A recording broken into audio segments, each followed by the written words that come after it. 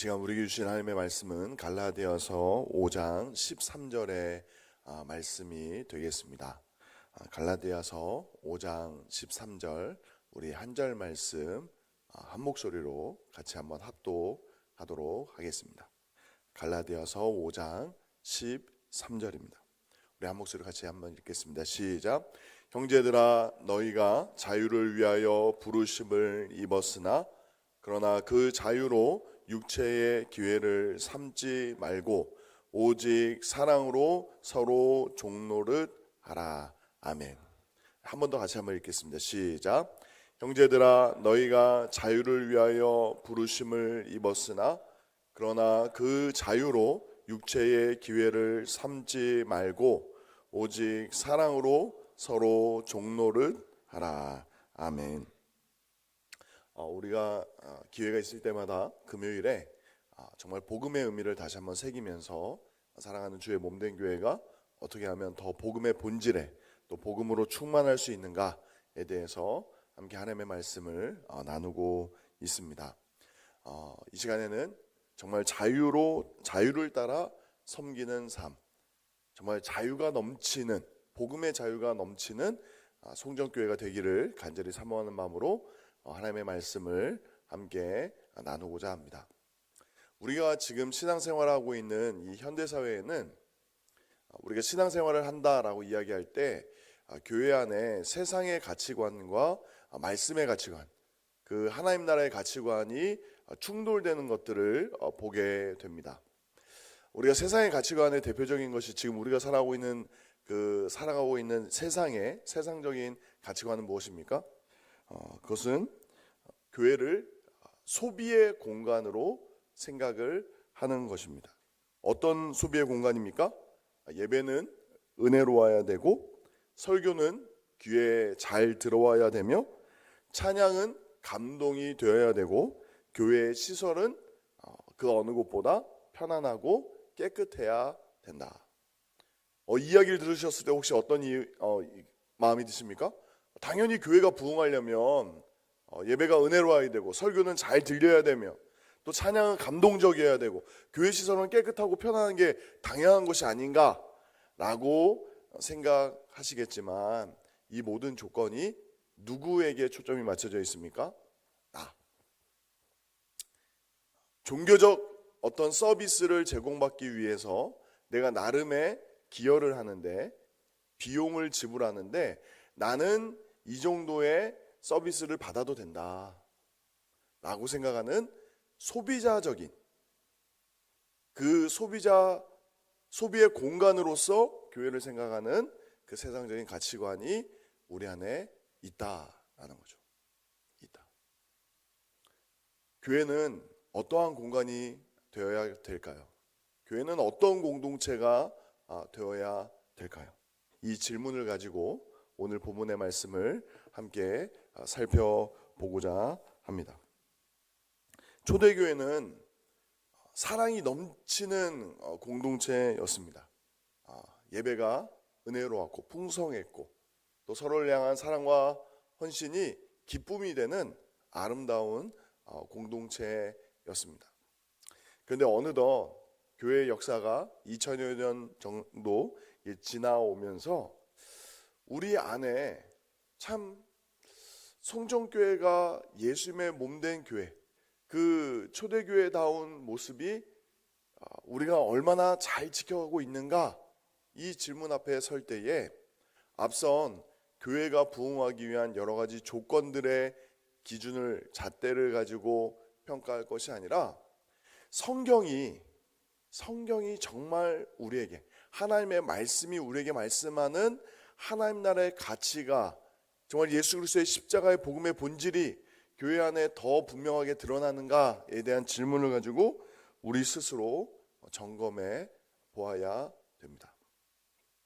참 조심스러운 표현이지만, 앞선 교회가 흔히 말하는 성과를 내기 위한 집단이 되기 시작하면 교회 안의 모든 조직은 세상의 가치와 방법대로 운영될 수가 있습니다. 예를 들면 교회 당회가 마치 어떤 기업체의 이사회처럼 움직일 수 있는 거죠.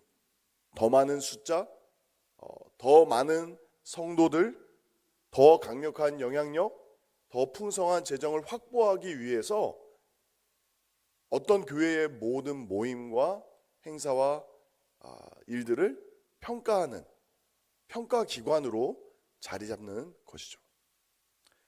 그렇다고 해서 당회에서 하는 어떤 정책 당회나 또 이후에 예결산 심의나 그 모든 일들이 불필요한 일이다라고 제가 말씀을 드리는 것이 아니라 그 마음의 중심이 세상의 가치를 따라 움직이고 있는지 아니면 하나님 나라의 원리를 따라 그 중심이 흔들리지 않고 있는지 우리가 스스로에게 물어보아야 된다라는 것이죠.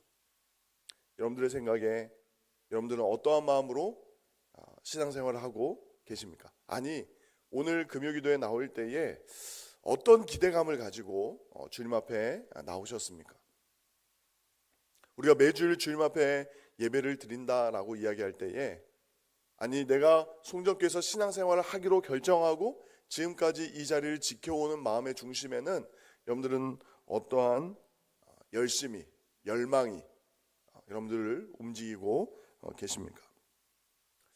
오늘 본문인 이 갈라디아서 5장 13절을 보다 더 잘 이해할 수 있는 두 가지 본문이 있는데 첫 번째는 마가복음 10장에 예수님이 하신 말씀입니다.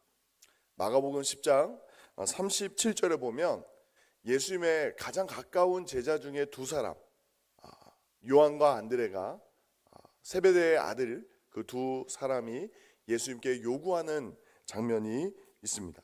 마가복음 10장 37절에 보면 이렇게 이야기합니다. 주의 영광 중에서 우리를 하나는 주의 우편에 하나는 좌편에 앉게 하여 주옵소서.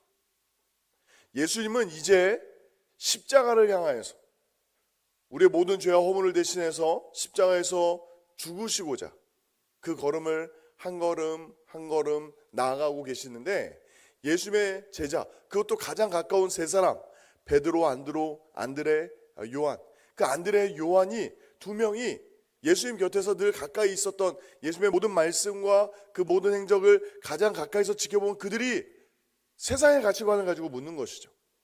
지금 예수님이 예루살렘에 올라간다 말씀하시는데 예수님이 왕위에 앉으실 텐데 그때 조금 더 높은 자리, 조금 더 영향력 있는 자리, 조금 더 인정받을 수 있는 자리를 미리 확보해야겠다라는 생각을 했던 것 같습니다. 그때 예수님이 42절과 43절에 무엇이라 말씀하십니까? 이방인의 집권자들이 그들을 주관하고 임의로 주관하고 그 고관들이 그들에게 권세를 부리는 줄을 너희가 알거니와 너희 중에는 그렇지 않을지니. 완전히 가치관이 무너지는 거 아닙니까? 제자들의 기대감과는 전혀 다른 제안을 하고 계세요. 너희는 그렇게 사는 거 아니야. 그러면서 43절부터 44절에 무엇이라고 말씀하십니까? 너희 중에 누구든지 크고자 하는 자는 너를 섬기는 자가 되고 너희 중에 누구든지 으뜸이 되고자 하는 자는 모든 사람의 종이 되어야 하리라. 그리고 마가복음 10장 45절, 우리가 너무나 잘 아는 말씀이죠. 우리 한 목소리로 같이 한번 읽어보겠습니다. 시작. 인자가 온 곳은 섬김을 받으려 함이 아니라 도리어 섬기려 하고 자기 목숨을 많은 사람의 대속물로 주려 함이니라. 아멘.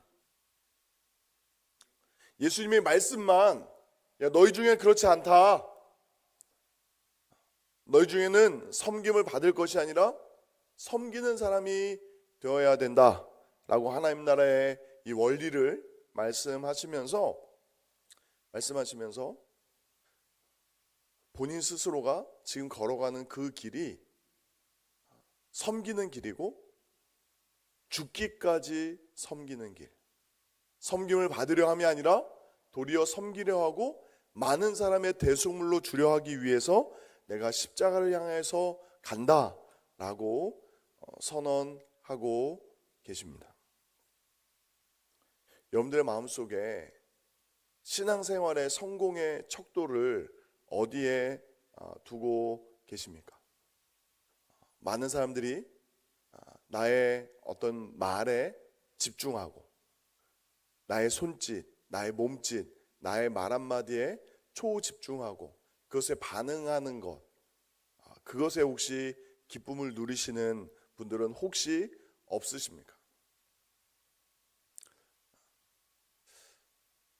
제가 이제 신학교를 졸업한 지도 대학교를 졸업한 지는 벌써 23년이 되었고, 이제 대학원을 졸업한 지도 이제 벌써 16년이 되어가고 있습니다. 그러다 보면 이제 많은 목회자들, 저하고 같이 공부했던 분들이 이제 저와 같이 담임 목회자가 된 분들을 많이 만나게 됩니다. 어떤 교회의 크기와 형편과 상황이 정말 다양한 목회자들을 이제 한 자리에서 만나게 되죠. 제가 조금 극단적인 예를 드리자면, 어떤 한 저보다 같은 동기지만 저보다 한 4살 정도 많은 어느 목사님은 서울의 한 중대형 교회를 목회하고 있는데, 이분의 전임자가 예전에 누렸던 형태를 이야기하는 거예요. 목회 활동비 이제 그 카드를 받는데, 법인 카드를 받는데 제한이 없대요. 리미트가 없는 카드를 받았대요. 그러면서 그 얘기를 하더라고요. 자기 전임자 목사님은 선교를 굉장히 열심히 하는 목사님이셨는데, 그 선교하는 일에 제한 없이 사역하시라고 그 카드를 받아서 사용하면서 평생 목회하셨다. 그런데 자기는 그 카드를 받았지만 자기 스스로 목회의 어떤 윤리와 양심상 절제하면서 합당한 곳에만 쓰려고 노력하고 있다. 이런 이야기를 하시는 분이 있었어요. 또 한 분은 정말 시골 그 어촌 마을에 이제 목회를 하게 되는데, 이제 어촌 마을 하면 여러분들도 주변에 여러분들의 가족과 또 친지들이 여러분들의 고향이 그런 곳에 있으면 아시겠지만, 젊은이들이 다 떠나간 그곳에 교회만 남아 있는 그곳에 이제 목회자가 없어서 예전 고향 교회 노회 목사님이 추천을 하시더래요. 이런 교회가 있는데 목회지를 가겠느냐. 근데 이 친구가 이제 기도하고 이 목사님이 믿음으로 순종한 거죠. 근데 이제 생활을 해야 되잖아요. 생활을. 말 그대로 선교지잖아요. 그때 이제 결단을 한 것이, 사모님이 공무원 이제 임용고시를 본 거예요. 어떤 임용고시요? 그 어촌 마을의 그 지역 공무원이 된 거예요. 그래서 이 친구가 이제 동기 목사님들에게 하는 표현이, 제 아내가 이 공무원으로 정년을 하는 데까지 내가 이 교회를 함께 섬기겠다. 아내는 지역사회를 섬기는 공무원으로, 자신은 그 지역사회의 성도들을 섬기는 교회 목사로 사역하겠다. 이렇게 이야기를 하는. 여러분들, 이 두 분의 모습 속에서 누가 자유로우신 것 같습니까? 누가 자유로우신 것 같아요? 어떤 목회가 정말 행복한 목회일 거라고 생각하십니까? 한 분은 제한이 없는 카드를 갖고 있는, 흔히 말하는 경제적 자유를 누리고 있는 분이에요. 한 분은 정말 다 힘들고 어렵다라고 생각할 만큼 이름도 없이 빛도 없이 저 어촌 마을에서 그 섬기는 목회자로 살아가고 있어요. 그런데 인간적인 눈으로 본다면 둘 중에 어느 목회지로 가겠느냐라고 물어보면 열의 9은, 아니 1000명 중에 999명은, 아니 10,000명 중에 9,999명은 다 서울 지역의 중대형 교회 목회자가 되는 것을 원할지 모르겠습니다. 그만큼이나 우리의 마음속에 진정한 기쁨, 진정한 자유에 대한 기준이 많이 흔들리고 있다라는 거죠. 인자가 온 것은 섬김을 받으려 함이 아니라 도리어 섬기려 하고 많은 사람의 대속물로 자신을 주려 함이라 라고 말씀하셨는데, 그 예수님의 말씀보다 우리 안에 있는 욕망에 이끌려서 앞서 말씀드린 대로 교회가 부흥하기 위한 여러 가지 조건들도 우리가 하나님의 영광이라는 그럴듯한 가치들을 섞어서 은밀하게 우리 안에 있는 욕망을 표출하고자 하는 시도들이 얼마나 많은지 모릅니다. 그런데 갈라디아서 이 5장 13절을 조금 더 이해하기 위해서 우리가 로마서 6장 11절에서 14절의 말씀을 함께 살펴보아야 됩니다. 로마서 6장 11절에서 14절 말씀 우리 한 절씩 함께 교독해 보겠습니다. 제가 먼저 읽겠습니다. 이와 같이 너희도 너희 자신을 죄에 대하여는 죽은 자요 그리스도 예수 안에서 하나님께 대하여는 살아있는 자로 여길지어다.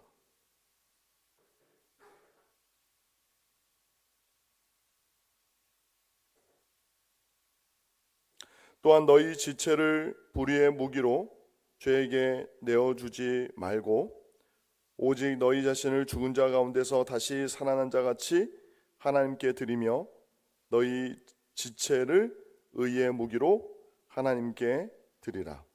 죄가 너희를 주장하지 못하리니 이는 너희가 법 아래에 있지 아니하고 은혜 아래에 있음이라. 아멘. 이 자유의 의미를 한번 생각해 보아야 되는 거죠. 우리는 보통 자유라고 이야기하면 모든 규제와 제한에서로부터 자유로운 것, 제한을 받지 않는 것, 모든 규제와 그 제한으로부터 제약을 받지 않는 것, 통제받지 않는 것, 그것을 자유라고 보통 생각을 합니다. 돈의 제약을 받지 않고 상황의 제약을 받지 않고 뜻하는 대로, 원하는 대로, 바라는 대로 우리가 마음껏 베풀고 나눌 수 있다면 그것이 하나님께 복을 받은 것이라고 우리가 먼저 생각하기 쉽습니다. 그런데 어떠한 의미에서 복음의 본질에 조금 더 깊이 들어가 보면 하나님이 우리에게, 우리 예수님이 우리에게 도전하시는 자유는 그 자유이기보다, 저를 한번 따라해 보시겠습니까? 우리의 이기적인 욕심으로부터 자유. 우리는 얼마나 뼛속 깊이 죄인인지 우리 안에 자기 중심성이 있습니다. 쉽게 말씀드리면 욕심덩어리라는 거예요. 욕심덩어리라는. 하나님의 영광을 위해서 산다. 내가 주의 몸된 교회가 더욱더 부흥하고 성장하기 위해서 내가 충성, 봉사, 헌신한다. 나는 우리의 예배가 그 어떤 예배보다 더 은혜롭기 위해서, 내가 선포하는 이 말씀이, 하나님의 말씀이 많은 이들에게 더 귀에 정확하게 잘 들리기 위해서, 또 정말 교회가 어떤 누가 와도 많은 사람들이 편안하고 깨끗하게 잘 사용할 수 있는 그런 공간이 되기 위해서 할 수만 있는 대로 최선을 다한다 라고 이야기하지만 그 안에, 우리 안에 감춰진 은밀한 욕심들이 얼마나 뒤에 엉켜 있는지 모릅니다. 가늠이 안 돼요. 그런데 우리 예수님이 우리에게 도전하시는 것은 무엇이냐면 자유입니다. 자유. 어떤 자유요? 세상이 감당치 못하는 자유. 분명히 내가 손해보는 길인데, 분명히 내가 희생해야 되는 길인데, 분명히 내가 많은 것에 제약을 받고 때로는 불편할 수 있고 때로는 사람들의 주목은커녕 인정받기도 어려운 삶의 자리임에도 불구하고 감출 수 없는 기쁨과 열정과 사랑과 소망이 내 안에 생기는 거예요. 종종 그 어촌마을에서 사역하는 제 동기 목사님이 보내주는 그 교회 소식들을 같이 공유합니다. 마을의 어르신들을 모시고 이제 꽃을 보러 갔다. 또 누가 이제 보니까 그 고향의 어르신들이 모여 계시니까 그 자녀들이 그 가정 안에 기쁘고 감사한 일이 있으면 마치 국내 선교지를 돕는 마음으로 이렇게 좋은 예물들을 이렇게 보내어 주시나 봐요. 그래서 마을 잔치도 하고 또 함께 교제하고 나누는 그런 사진들을 이렇게 보내줘요. 근데 그 사진들을 보면서 저는 그런 마음이 듭니다. 이 목사님이 참 이 한 영혼 한 영혼을 정말 사랑하고 귀하게 여기기 때문에 그 누구보다 행복한 목회자로 살고 있구나. 또 지난주에도 한번 말씀을 드렸지만 우리 교회가 섬기는 국내 선교지에 우리 목사님들을 모시고 함께 식사 교제를 나누면서 우리 당회원분들과 우리 장로님들과 함께 교제하는 시간을 가졌는데, 그때의 화두는 앞서 말씀드린 마치 이사회에서 1년간의 그 목회적 성과를 보고하십시오 라는 보고의 자리가 아니었습니다. 몇 명을 전도했고 몇 명을 정착시켰고 지금은 몇 명으로 교회 자립이 얼마 후에는 달성 가능한지 그런 것을 점검하는 자리가 아니었습니다. 도리어 한 분 한 분이 1년간 한 영혼 한 영혼을 예수님의 마음으로 어떻게 섬겼는지, 그간에 힘겨웠던 일들, 또 가슴 아팠던 일들, 또 앞으로 송정교회가 우리 목회자분들과 그 국내 선교지를 위해서 어떻게 기도하시면 좋을지 기도의 제목들을 나누는 자리였습니다. 그렇습니다. 우리가 이 자리에 이 금요일 저녁에 피곤한 몸을 이끌고 함께 엎드려 기도하기 원하는 것은 세베대의 두 아들 안드레와 요한의 기도를 우리가 배우기 위해서 이 자리에 온 것이 아닙니다. 예수님이 걸어가셨던 그 길, 예수님의 제자들이 묵묵히 걸어갔던 그 길, 누구든지 나를 따라오려거든 자기를 부인하고 자기 십자가를 지고 나를 따르라 말씀하셨던 주님이 우리에게 부르시는 그 길. 그런데 그 길이 결코 힘겹고 고통스럽고 한숨만 절로 나오는 그 길이 아니라는 거죠. 한 예를 들자면 사랑으로 아낌없이 주는 헌신의 이미지는 아무래도 한 엄마가 아이를 그 출산하는 과정과 양육하는 과정을 보면 우리는 상상할 수 있습니다. 사도 바울이 그 영혼을 품고 섬기는 것을 해산의 수고를 감당한다라는 표현을 썼습니다. 해산의 고통, 또 그 양육의 그 모든 과정, 진자리 마른 자리 갈아 넣으시며 정말 그 곁을 늘 지키는 그 엄마의 마음, 아이가 너무 어리면 어릴수록 밤잠을 설치면서 그 곁을 지켰던 그 많은 시간들, 그것이 정말 고생이었습니까? 라고 물은다면 힘들고 어려운 순간이죠. 그렇지만 그 어떤 때보다 행복했던 거죠. 사랑으로 종노릇 하는 자리로 주님이 우리를 부르고 계십니다. 말씀을 정리하겠습니다. 교회는 진정한 사랑으로 종노릇하는 자유로 충만한 공동체가 되어야 합니다. 정말 눈에 보이는 성과, 흔히 말하는 세상 사람들로부터 좋은 평가를 얻기 위한 세상적인 가치관을 섞어놓은 듯한, 이것이 교회인지 세상인지 알 수 없는 그 경계 모호한 공동체를 우리가 살아갈 것이 아니라 정말 교회는 교회답게, 정말 세상의 빛답게, 세상의 소금답게 여전히 우리 안에 이기적인 욕망과 욕심이 다시금 꿈틀거리고 냄새나게 할지라도 다시 한번 거룩한 주의 말씀 앞에 우리의 자신을 돌아보고 예수님이 우리에게 말씀하셨던 교회의 모습은, 예수님이 우리에게 말씀하셨던 복음은 이것이 아니지 라고 또 한번 개혁될 수 있는 저와 여러분이 되시기를 예수님의 이름으로 축원드립니다. 오늘 아침에 서연이가, 제 딸이 저한테 이런 질문을 했습니다. 아빠, 저 천주교회하고 우리 개신교회하고 다른 점이 뭐야? 라고 묻더라고요.